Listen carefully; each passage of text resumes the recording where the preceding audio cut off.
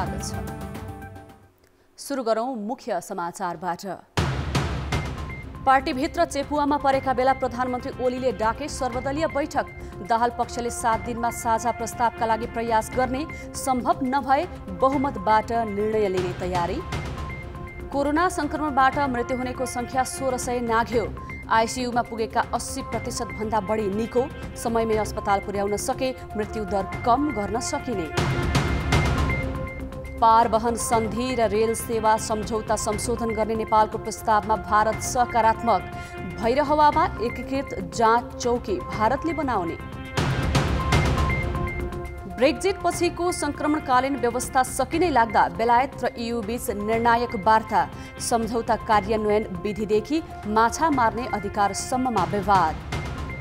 र 9औं राष्ट्रिय खेलकुद तोकिएकै समयमा गर्न राखेपले खेलकुद संघहरूसँग थाल्यो परामर्श। कोरोना जोखिम कम भएका स्थानमा दर्शकलाई प्रवेश दिन निर्देशन। प्रधानमन्त्री केपी शर्मा ओलीले सर्वदलीय बैठक आह्वान गरेका छन्। प्रधानमन्त्री निवास बालुवाटारमा भोलि 11 बजे बस्ने बैठकमा संसदमा प्रतिनिधित्व गर्ने दलका नेताहरूलाई बोलाइएको छ। संसद अधिवेशन बोलाउने बेला भएको र आफ्नै पार्टीभित्र विवाद चर्किएका बेला नेकपाका अध्यक्ष समेत रहेका प्रधानमन्त्री ओलीले अन्य दलका नेताहरूलाई छलफलका लागि बालुवाटार बोलाएका हुन्। समसामयिक विषयका राजनीतिक विषयमा परामर्श गर्न बैठक बोलाइएको प्रधानमन्त्रीको सचिवालयले जनाएको छ। कोरोना महामारी नियन्त्रण, समग्र अर्थतन्त्र लगायतका विषयमा पनि छलफल हुने बताइएको छ। यसअघि गत जेठमा भारतले नेपाली भूमि लिपुलेख हुँदै तिब्बत निस्कने बाटो उद्घाटन गरेपछि प्रधानमन्त्री ओलीले सर्वदलीय बैठक बोलाएका थिए। सत्तारूढ दल नेकपाभित्र चर्किएको विवाद स्थायी समितिमा पुगेपछि फेरि सहमति खोज्न भन्दै एक साता थाँती राखिएको छ। कार्यकारी अध्यक्ष पुष्पकमल दाहालले राजनीतिक प्रस्ताव फिर्ता नलिँदासम्म बैठकमै नजाने अध्यक्ष तथा प्रधानमन्त्री केपी शर्मा ओलीको चेतावनीपछि गृह कार्यका लागि भन्दै स्थायी समिति बैठक एक साताका लागि सारिएको हो। ओलीको अडानका बीच अब दाहालले कस्तो रणनीति अपनाउलान् त? नेकपाको बहुप्रतीक्षित स्थायी समिति बैठकमा एजेन्डा बनेर प्रवेश गरेका दुई अध्यक्ष ओली र दाहालको टकरावपूर्ण दस्तावेजलाई एक सातासम्म अध्ययन गर्ने भनिएको छ। बहुमतका बलमा गरेका निर्णय नमान्ने अडानमा रहेका ओलीले दाहालको प्रस्ताव फिर्ता नलिएसम्म बैठकमै नजाने पत्र पठाएपछि दाहाल खेमाले नयाँ रणनीति बनाउन बैठक सारेको हो। आफू नगए पनि ओलीले घुमाउरो पारामा बैठकलाई स्वीकारेको दाहाल पक्षको बुझाइ छ। पूर्व एमाले समूहकै नेताहरू माधव नेपाल, झलनाथ खनाल र वामदेव गौतमको दरिलो साथ पाएका दाहाल ओलीलाई थप गलाउने प्रयासमा छन्। अब दाहालले बहुमतबाट वार्की पार्कै बाटो समाउलान् वा अझै पनि ओलीकै सहमतिमा अर्को सम्झौता गर्लान्, त्यो प्रश्न भइसकेको छैन। तर ओलीले पार्टी निर्णय मानेमा दुवै दस्तावेजबाट नयाँ राजनीतिक प्रतिवेदन तयार गर्न पनि उनी राजी हुन सक्छन्। त्यसो भएमा नेता नेपाल, खनाल र गौतमको सहमतिमा दुई अध्यक्षको फेरि कार्यविभाजन गर्ने सम्मको योजना छ। यसमा ओली सहमत नभए बहुमतबाटै विवाद टुङ्ग्याउने पक्षमा दाहाल देखिन्छन्। पहिलो प्रयत्न हामी सहमति जुटाउने र दुवै अध्यक्षलाई मान्ने हुने, त्यसको साथसाथै कमिटीका अन्य साथीहरूले पनि मान्ने हुने बिन्दुमा पुग्ने अधिकतम र अन्तिम प्रयत्न हामी गर्नेछौँ। त्यहाँबाट हामीले निर्णय गर्न सकेनौँ भनेदेखि महाधिवेशन पछिको सर्वोच्च निकाय भनेको केन्द्रीय समिति हो। केन्द्रीय समितिमा आवश्यक पर्यो भनेदेखि जनवादी केन्द्रीयताको विधानमा गरिएको व्यवस्था अनुरूप बहुमत अलमतको प्रक्रियामा पनि जान पर्ने हुन सक्छ। दाहाल पक्षमै रहेका वरिष्ठ नेता नेपालको खेमा पनि पार्टी एकतालाई बचाइराख्न अधिकतम लचकता अपनाउनु पर्ने पक्षमा छ। त्यसैले नेपाल पक्ष पनि सकभर यो एक सातामा विवादित मुद्दामा सहमति जुटोस् भन्नेमा देखिन्छ। सहमति नभए पार्टी कमिटीबाटै निर्णय गरेर अघि बढ्न दाहाललाई सघाउने छ। उहाँलाई आउनको लागि हामी आग्रह गर्छौँ। त्यसको लागि वातावरण मिलाउनको लागि सहजीकरण गर्नको निम्ति द्विपक्षीय वार्ता, अनौपचारिक कुराकानी होस् भनेर हामीले एक हप्ताको समय राखेका छौँ। यो एक हप्ताभित्र उहाँहरू आएर आफ्ना आफ्ना कुराहरू राख्ने र यो पार्टी विवादलाई समाधान गरेर पार्टीमा उन्नत स्तरको एकता कायम गर्दै अगाडि बढ्ने कुराहरूमा दुवै अध्यक्ष लगायत सबै नेताहरूले सहयोग पुर्याउनुहुनेछ भन्ने म अपेक्षा राख्छु। यदि केही गरी त्यस्तो भएन भने पनि कमिटीले आफ्नो प्रक्रिया अगाडि बढाउँछ। त्यसो त अध्यक्ष ओलीको भित्री मनासाय पनि पार्टीमा झुक्नु नपरोस् र दुई अध्यक्ष बीचकै सहमतिबाट विवाद टुङ्गियोस् भन्ने नै देखिन्छ। तर कार्यकारी अध्यक्ष दाहाल यसपटक कुनै हालतमा ओलीका सामु झुक्ने पक्षमा छैनन्। तर पार्टी फुटको अवस्था आए त्यसको अपजस भोग्न पनि उनी चाहन्नन्। त्यसैले नेपाल खनाल खेमाको शक्तिलाई विश्वासमा लिँदै अघि बढ्नुपर्ने बाध्यता दाहाललाई छ। अब बहुमतबाट ओलीलाई एक्लाएर निर्णय गरेर जान्छन् कि फेरि सम्झौता गर्छन्, बल दाहालकै कोटमा छ। कान्तिपुर समाचारका लागि दशरथ राई, काठमाडौँ। कोरोना भाइरस संक्रमणबाट आज 20 जनाको मृत्यु भएको छ। यस्तै 1014 जना संक्रमित थपिएका छन्। स्वास्थ्य मन्त्रालयका अनुसार कोरोना संक्रमणबाट मृत्यु हुनेको संख्या 1614 पुगेको छ। मङ्सिर लागेपछि मात्र 393 संक्रमितले ज्यान गुमाएका छन्। संक्रमितको संख्या 2,42,000 पुगेको छ। 6,220 नमुना परीक्षण गर्दा आज थपिएका संक्रमित मध्ये 442 जना काठमाडौँ उपत्यकाका हुन्। पछिल्लो 24 घण्टामा 1628 जना संक्रमण मुक्त भएका छन्। निको हुनेको संख्या 2,27,000 नागेको छ। संक्रमण मुक्त हुने दर 94% पुगेको छ। कोरोना भाइरसका बिरामी मध्ये अहिले करिब 400 जना आइसियु र भेन्टिलेटरमा छन्। 2 महिना यता यो संख्या 400 कै हाराहारीमा छ। आइसियुमा उपचार पाउने बिरामी मध्ये 80% भन्दा बढी निको भएर फर्किएका छन्। भेन्टिलेटरबाट फर्किनेको संख्या भने निकै न्यून छ। कोरोना भाइरसका बिरामीका लागि 550 आइसियु र 250 भेन्टिलेटर छुट्याइएको छ। बिरामी मध्ये सोमबार 332 जना आइसियु र 53 जना भेन्टिलेटरमा छन्। आइसियु र भेन्टिलेटरमा 2 महिना यता बिरामीको संख्या 300बाट तल झरेको छैन। बिरामी नघटे पनि निको हुने संख्या भने बढिरहेको छ। अहिलेसम्म 3500 को आइसियुमा उपचार गरिएकामा 82% निको भएका छन्। 630 जनाले भने ज्यान गुमाएको स्वास्थ्य मन्त्रालयको तथ्याङ्क छ। यस्तै कोभिडका 500 बिरामीको भेन्टिलेटरमा उपचार गरिएको छ। तर निको भएर भेन्टिलेटरबाट फर्किनेको संख्या भने 25% मात्र छ। 375 जनाले ज्यान गुमाएका छन्। आइसियु र भेन्टिलेटरमा मृत्यु हुने संक्रमित मध्ये अधिकांश 60 वर्षमाथिका हुन्। सुरु भइकन कोभिडसँग मिल्दो लक्षण अथवा कोभिडकै कारणले सघन उपचारमा इन्टेन्सिभ केयर युनिट भन्छौँ हामीले, जसलाई आइसियु भन्छौँ, त्यहाँ राखेर उपचार गर्नुपर्ने व्यक्तिहरूको संख्या 3500 को हाराहारी छ देशभरिमा।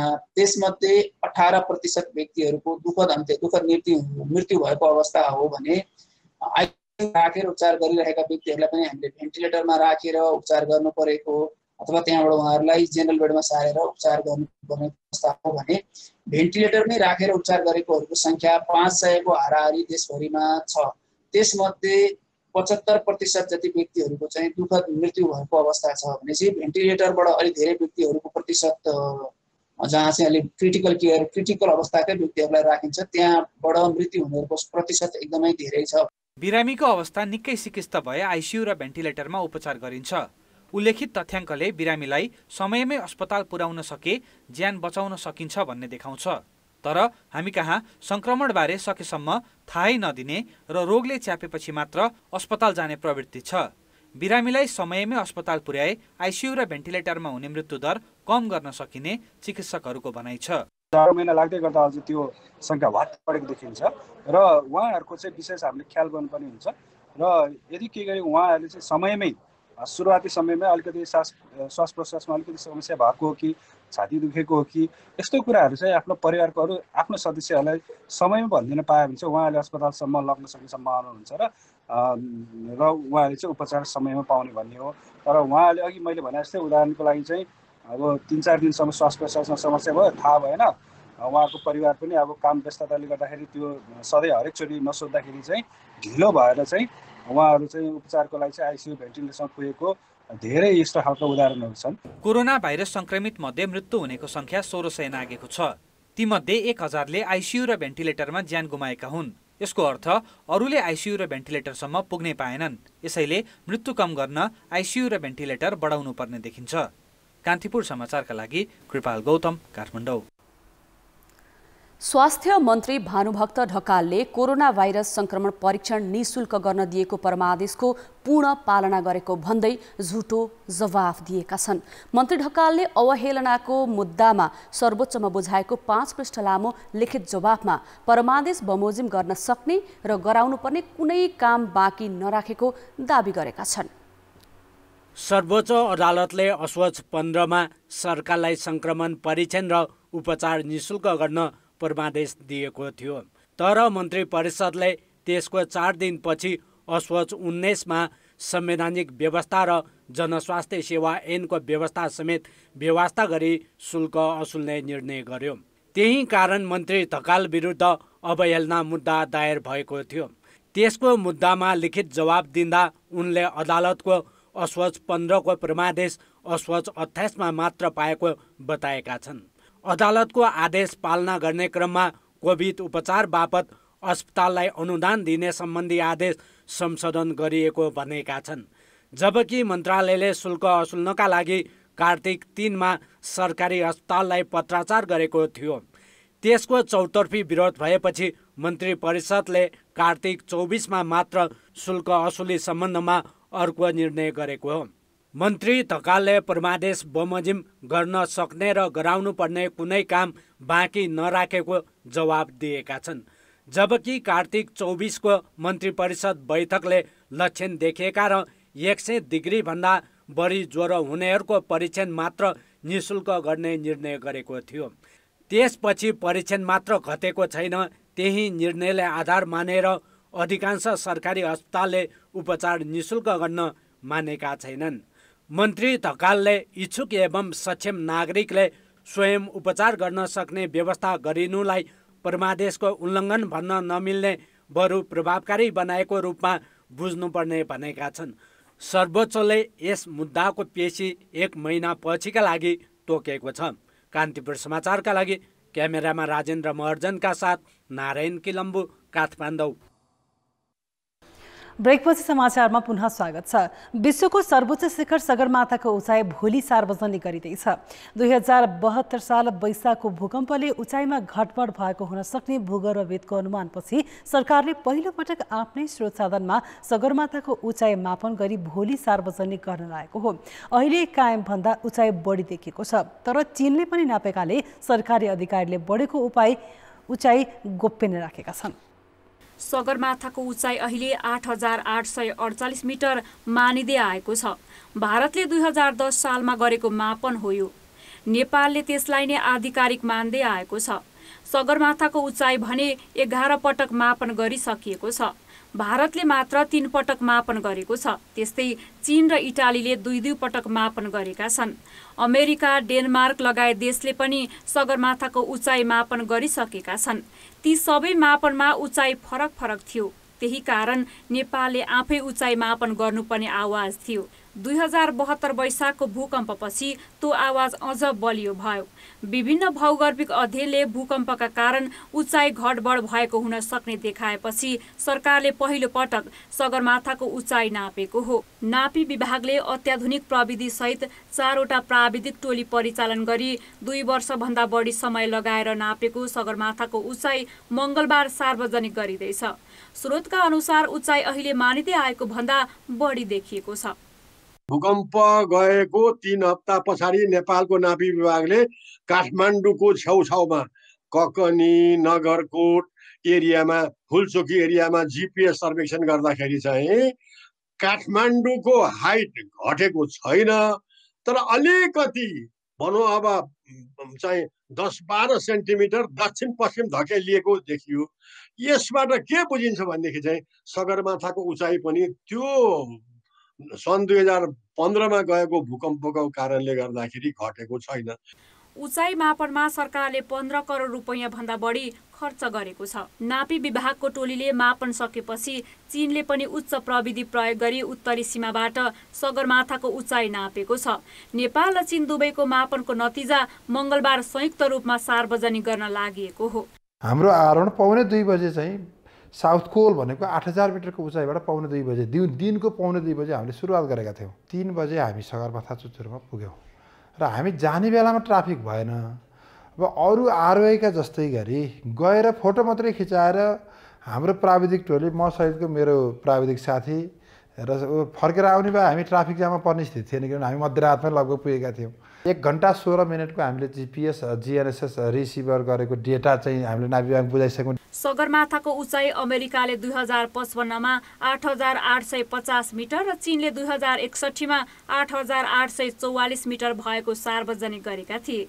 यो अवस्थामा सरकारी टोलीले सगरमाथाको उचाइ कति मापन गर्यो? विश्वको सर्वोच्च शिखरको उचाइलाई लिएर विश्वभर नै निकै चासो छ। कान्तिपुर समाचारका लागि अञ्जना लामिछाने, काठमाडौँ। राष्ट्रिय मानवाधिकार आयोगले दण्डहीनता बढेको र नागरिक अधिकार चुनौतीपूर्ण बन्दै गएको निष्कर्षसहितको प्रतिवेदन राष्ट्रपति विद्यादेवी भण्डारीलाई बुझाएको छ। आफ्ना सिफारिस कार्यान्वयन नभएकोमा आपत्ति जनाउँदै आयोगले कारबाही गर्नुपर्ने व्यक्तिहरूलाई सरकारले पुरस्कृत गरेर दण्डहीनतालाई बढावा दिएको निष्कर्ष निकालेको छ।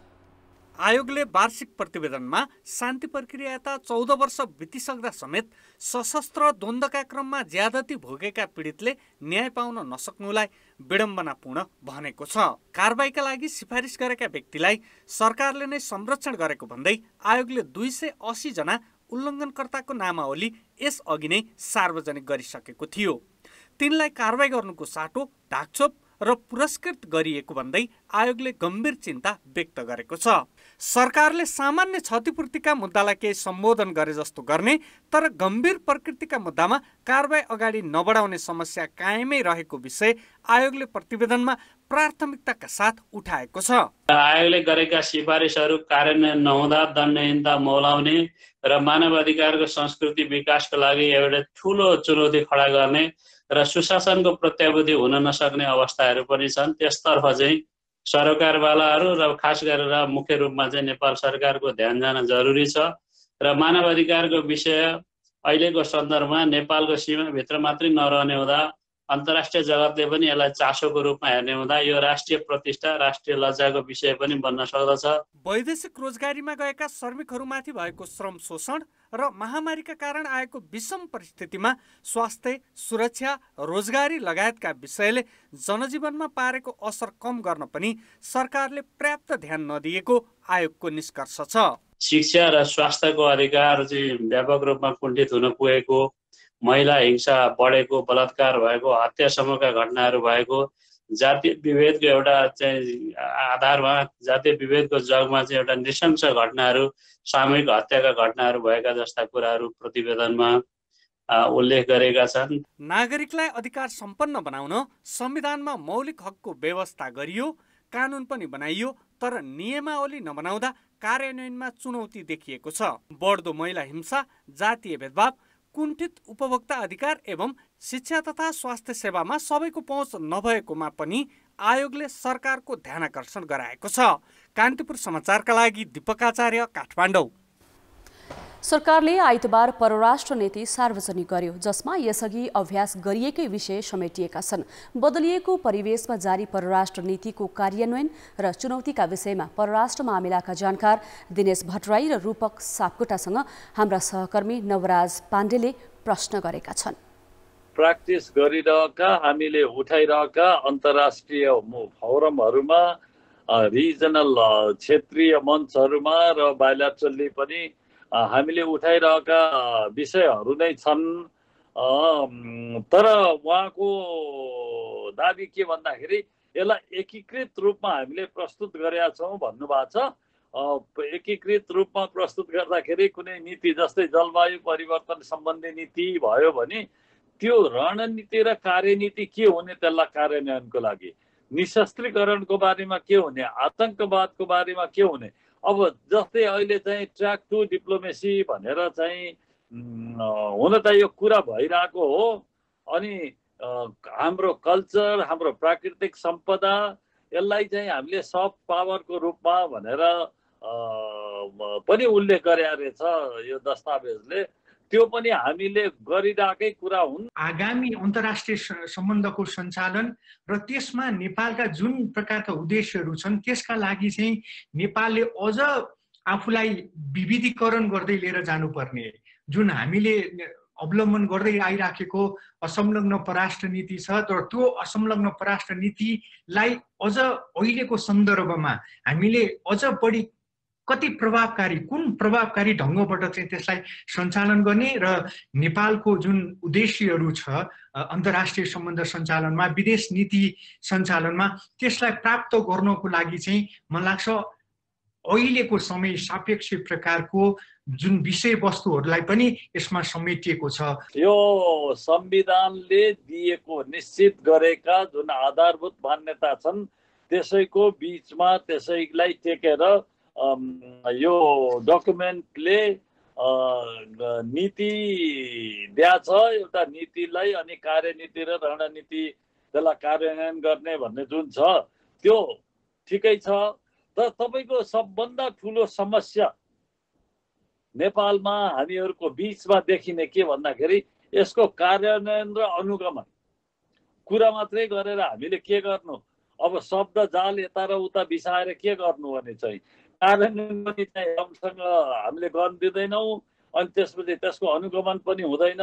हामी औँलामा गर्न सकिने प्रकारका थिङ्क ट्याङ्कहरू छन् जसलाई हामीले रिसोर्स र साधन स्रोतका आधारमा हामीले उनीहरूलाई भरिपूर्ण गर्न सकिराखेका छैनौँ। त्यस हिसाबले हेर्दाखेरि हामीले चाहेर पनि नेपालले आफ्नो आर्थिक सामर्थ्यका हिसाबले यसको जुन प्रकारको भूराजनीतिक एउटा बनोट छ त्यसका हिसाबले चाहिँ हामीले मनुभर गर्न सक्ने, अन्तर्राष्ट्रिय सम्बन्ध सञ्चालनमा मनुभर गर्न सक्ने र त्यसलाई अझ सघन तरिकाले सञ्चालन गर्नको लागि चाहिँ केही सीमितताहरू, केही बाधा अडचनहरू चाहिँ अवश्य छन्।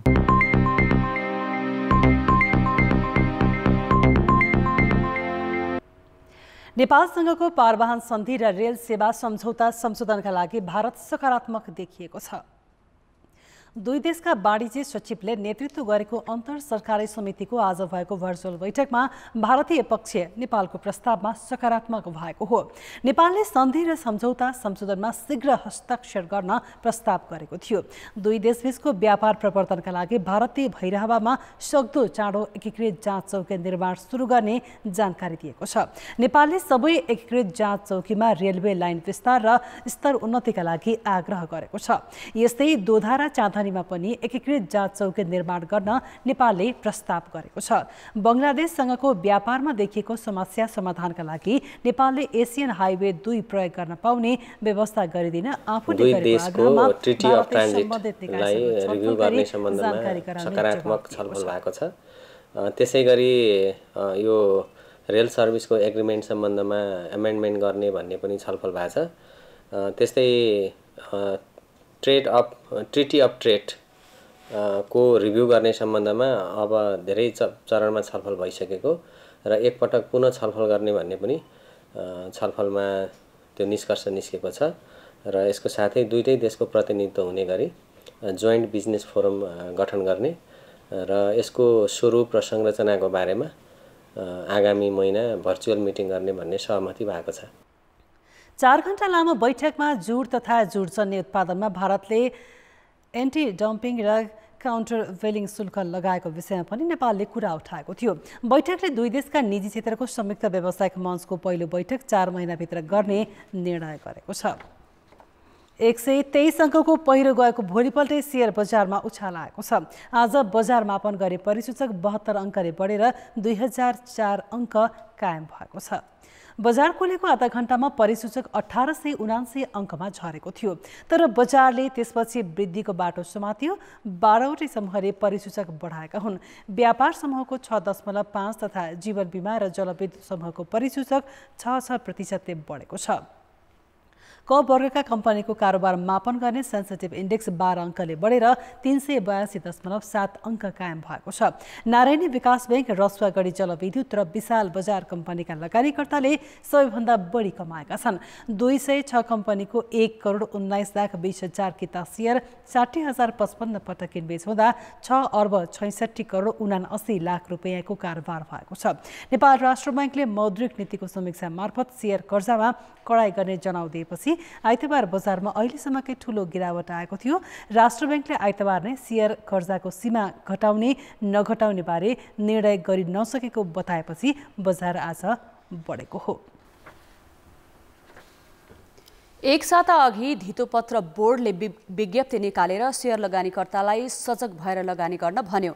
बिहिबार नेपाल राष्ट्र बैंकले मौद्रिक नीतिको त्रैमासिक समीक्षा मार्फत सेयर कर्जामा पुनरावलोकन गर्ने बतायो। त्यसको असर साना लगानीकर्ताले डराएर सेयर बेच्दा आइतबार बजारमा 123 अङ्कको पहिरो गयो, जबकि ती दुई नियमनकारी निकायको जिम्मेवारी अन्धधुन्द वक्तव्यबाजी गरेर बजारमा अस्थिरता ल्याउने होइन। नियमनकारी निकायको भूमिकाका विषयमा सहकर्मी सुधिल पोखरेलले पूर्व मुख्य सचिव विमल कोइरालासँग कुरा गरेका छन्। बढ्दो क्रममा रहेको शेयर बजारमा हिजो पहिरो गयो, यसमा नियमनकारी निकायको भूमिकालाई कसरी हेर्नुभएको छ? अब हाम्रो नियमनकारी निकायको भूमिका त्यति गतिलो छैन। नियमनकारी हुनुपर्ने नियन्त्रक जस्तो भयो। शेयर बजार ओह्रालो लाग्यो भने चाहिँ निश्चिन्त भएर बस्ने, केही भएकै छैन भने जस्तो गरेर, अर्थतन्त्रमा केही प्रभावै परेको छैन भनेर बस्ने, निश्चिन्त हुने।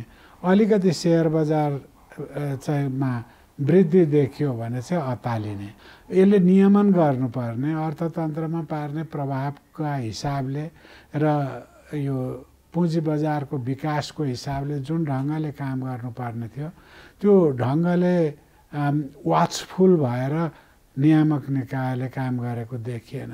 खालि बढेपछि के गर्ने, अब यसलाई घटाउनु पर्यो, यो प्राकृतिक होइन भन्ने ठाडो निष्कर्षमा पुग्ने नियामक निकायको भूमिका चाहिँ वित्तीय व्यवस्था को स्थिरता र वित्तीय व्यवस्थाको विकासको निम्ति प्रभावकारी देखिएन। हाम्रा नियमनकारी निकाय काम गर्ने भन्दा पनि बोल्ने, यसो गर्छु उसो गर्छु भनेर भन्ने।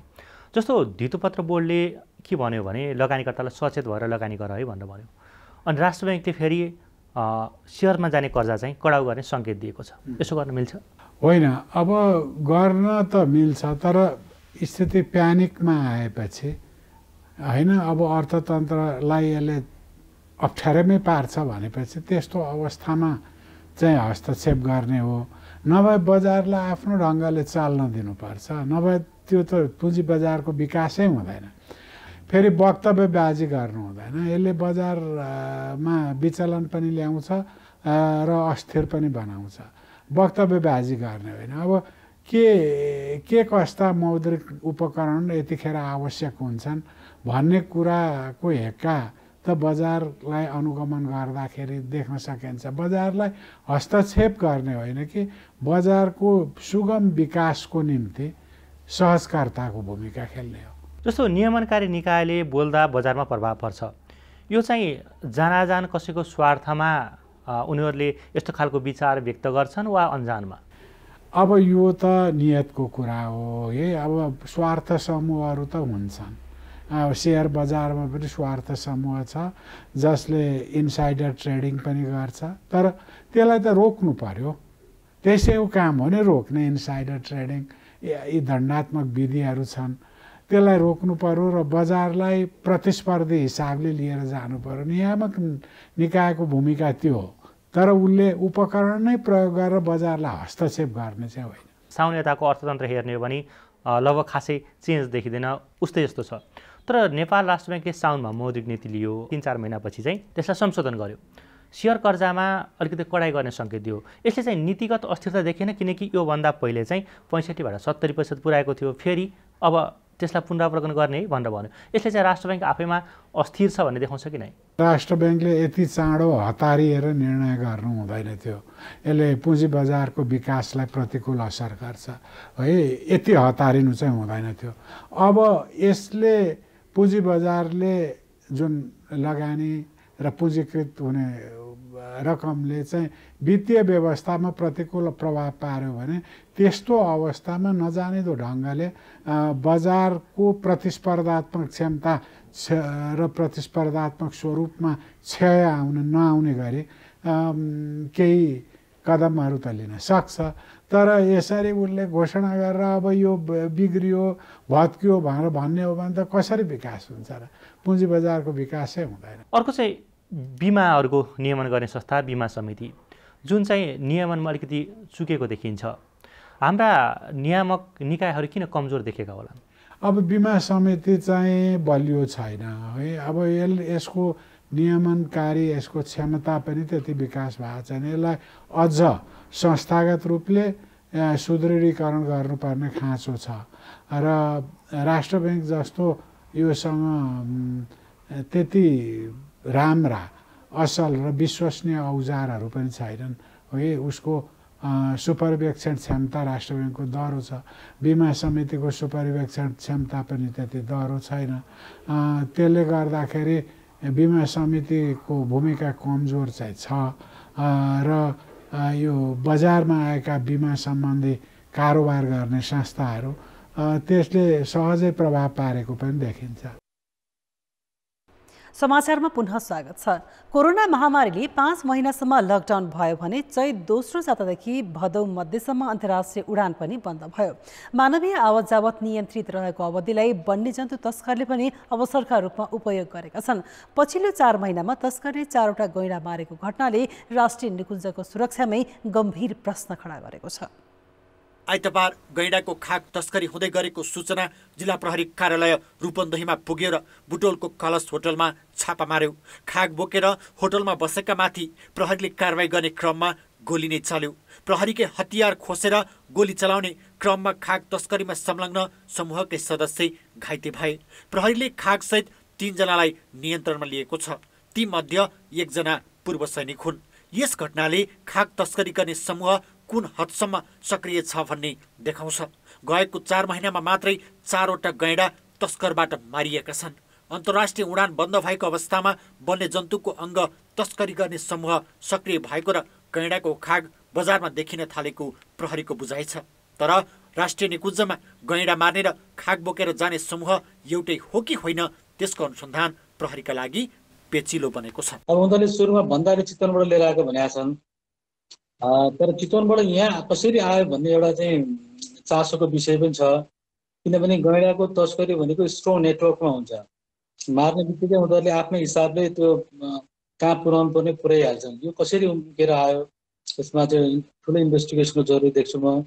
त्यसै गरी अब यसको ओरिजिनालिटी के छ, यो वास्तवमा सही हो कि डुप्लिकेट हो त्यो पनि हेर्नुपर्ने देखिन्छ। भनौँ 67, 68, 69 तिर समातिएका ती ट्रेडर्स र पोचरहरू चाहिँ अब छुट्ने बेला भयो। धेरै छुट्टी पनि रहेछन् कोही भुक्तान गरेर।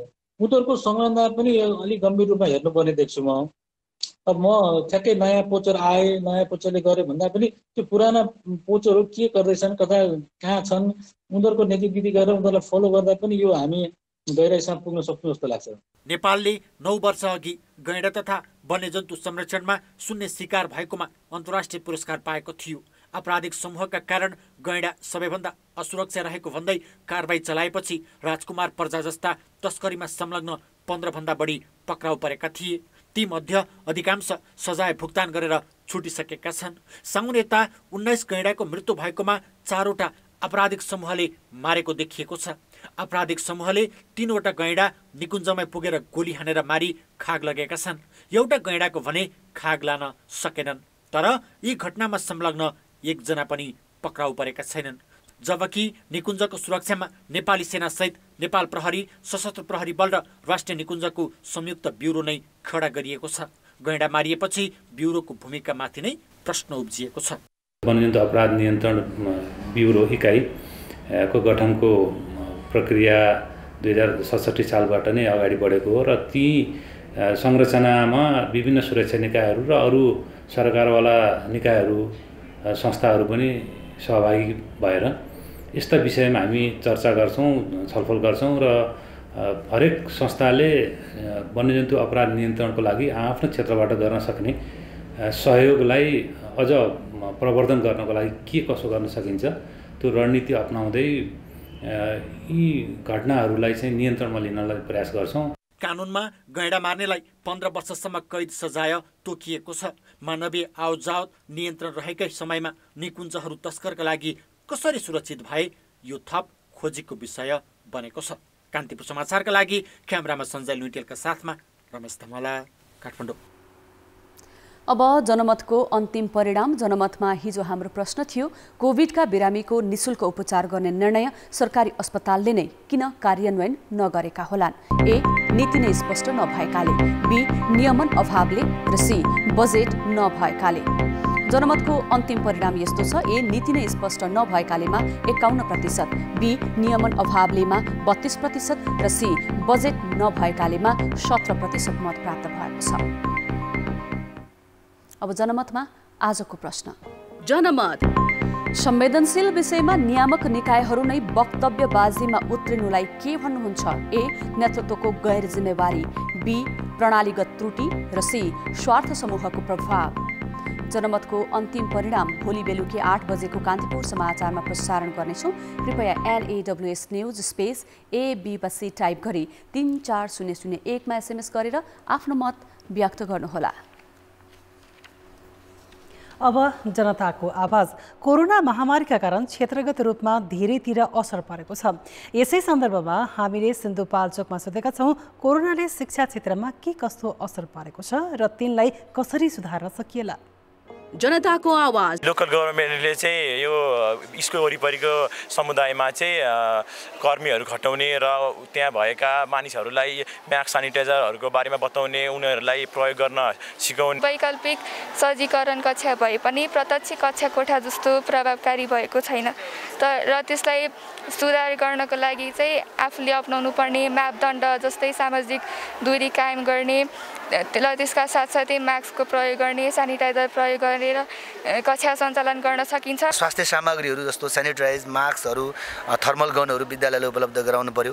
त्यसपछि निश्चित रूपमा जो विद्यार्थीहरू त्यो सङ्क्रमण हुन सक्ने सम्भावनाका र त्यसपछि लक्षण देखिएका विद्यार्थीहरू, मिल्दाजुल्दा लक्षण देखिएका विद्यार्थी शिक्षकहरूलाई यो कोरोना टेस्टको एउटा व्यवस्था गर्नु पर्यो। स्थानीय सरकारले सम्पूर्ण सामुदायिक विद्यालयहरूमा विद्यार्थी सङ्ख्या अनुसारको मास्क सेनिटाइजर उपलब्ध गराउने, विद्यार्थीलाई मात्रै एजुकेसन नदिएर अभिभावकहरूलाई पनि एउटा खालको एजुकेसन दिनु पर्ला कि त्यो भयो भने चाहिँ अलिकति सुध्रिन्थ्यो होला। 78 सालको पनि 2-3 महिनालाई यही सेसनमा मिल्ने गरिकन चाहिँ समय समायोजन गरेर, अवधिलाई समायोजन गरेर यो वर्षको खेर जान लागेको बच्चाहरूले प्राप्त गर्नुपर्ने जो सिकाइ उपलब्धि छ त्यसलाई गुम्न नदिनका लागि नेपाल सरकारले त्यो बेलैमा सो सम्बन्धी चाहिँ एउटा निर्देशिका बनाएर जारी गर्दाखेरि सहज हुन्छ। स्थानीय सरकारले विद्यालयले हाम्रो साथ दिनुपर्छ।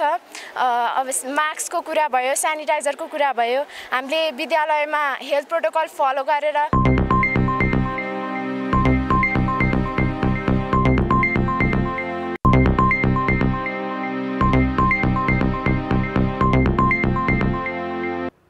नमस्कार, कान्तिपुर खेलकुद समाचारमा स्वागत छ। राष्ट्रिय खेलकुद परिषदले 9औं राष्ट्रिय खेलकुद प्रतियोगिता तोकिएकै समयमा गर्ने कि सार्ने भन्ने निर्णय 2 दिनपछि हुने जनाएको छ। परिषदले आगामी बुधबार राष्ट्रिय खेलकुद प्रतियोगितामा सहभागी हुने 35 खेलका सङ्घहरूसँग छलफल गर्दैछ। त्यसै आधारमा 9औं राष्ट्रिय खेलकुद प्रतियोगिता के गर्ने भन्ने निर्णयमा पुगिने परिषदको भनाइ छ।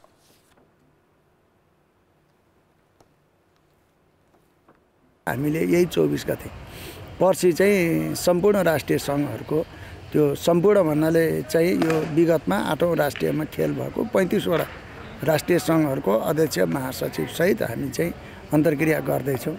त्यसमा उहाँहरूको पनि राय लिन्छौँ। नेपाल सरकारसँग पनि यो कोभिड-19 को पेन्डेमिकमा के गर्ने भनेर त्यसपछि नेपाल सरकारसँग पनि छलफल गर्छौँ। यदि सबै पक्षबाट सकारात्मक आयो भने हामी फागुन 20 गतेबाट नै सुरु गर्छौँ। सकारात्मक स्थिति आइदिएन भने चाहिँ हामी अर्को मिति घोषणा गर्छौँ।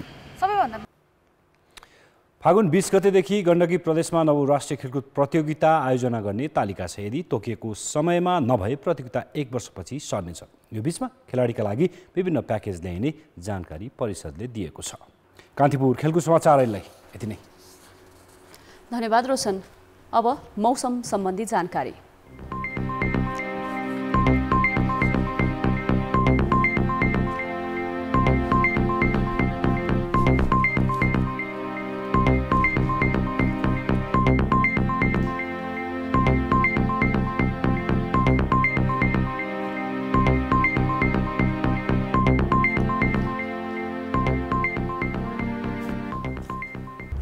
कान्तिपुर समाचार अहिलेलाई सकियो। अब हाम्रो अर्को समाचार बुलेटिन राति 10:30 बजे अङ्ग्रेजी र 11 बजे नेपाली भाषामा हुनेछ। कान्तिपुर टेलिभिजन हेर्दै गर्नुहोला। नमस्ते।